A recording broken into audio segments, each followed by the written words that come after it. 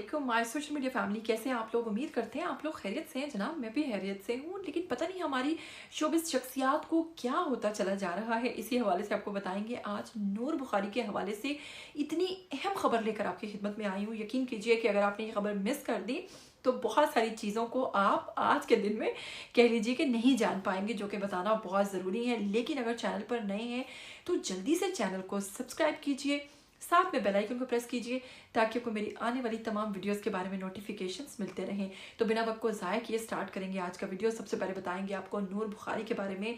जनाब पाकिस्तानी शोबिस से इनका ताल्लुक था, लेकिन इन्होंने हाल ही में, क्योंकि वहाँ से इस्लाम तक का जो सफ़र तय किया है, उसमें उन्होंने शोबिस को खैराबाद कह दिया हुआ है। लेकिन अब इन्होंने एक ऐसा नया काम किया है जिसे सुनकर आप हैरान हो जाएंगी। तो मैं आपको बताती चलूं कि नूर बुखारी जो है ये कदम रखने जा रही हैं सियासत में। जी हाँ, अब इन्होंने भी सियासत में कदम रख दिया है और इन्होंने जनाब इस्तेहकाम पाकिस्तान पार्टी की तरफ से अपने कागजात जो हैं वो जमा करवा दिए हैं।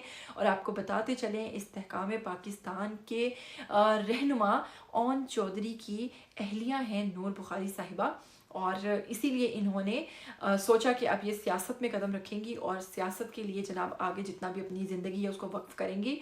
इससे पहले आपको बताती चलूँ, अगर आपको याद हो तो इससे पहले मैंने एक वीडियो बनाया जिसमें मैंने बताया है कि इनसे पहले चाहत फ़तेह अली खान साहब जो हैं, जो अपनी अनोखी मौसीकी की वजह से काफ़ी फेमस हैं, जो अजीब व गरीब गाने गाकर सबको जनाब अपनी तवज्जो का मरकज़ बना कर रखते हैं। यकीन कीजिए कि उन्होंने भी सियासत में कदम रख दिया है और उन्होंने भी अपने कागजात जमा करवाए हैं। 128 हल्का जो है वहाँ से अपने कागजात जमा करवा दिए। जबकि नूर बुखारी जो हैं इन्होंने भी लाहौर से जनाब अपने कागजात जो हैं इस्तेहकाम पाकिस्तान पार्टी के ज़रिए जमा करवा दिए हैं।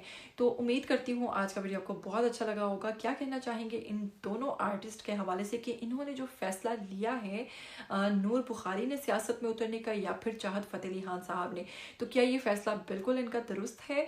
और आपको बता दूँ एक और, चाहत फ़तेह अली खान साहब ने तो अपना इंतखाबी निशान भी जनाब पहले से ही बाजा डिसाइड कर लिया है।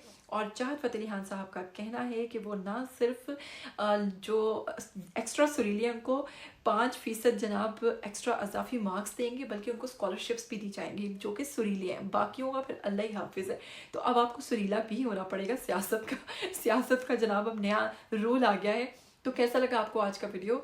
जल्दी से मुझे कमेंट बॉक्स में अपनी राय दीजिए। फिर मिलेंगे ऐसी नई नई एक्साइटिंग वीडियोस के साथ। तब तक के लिए अपनी होस्ट माफरा को दो इजाज़त। टिल देन टेक केयर, अल्लाह हाफिज़।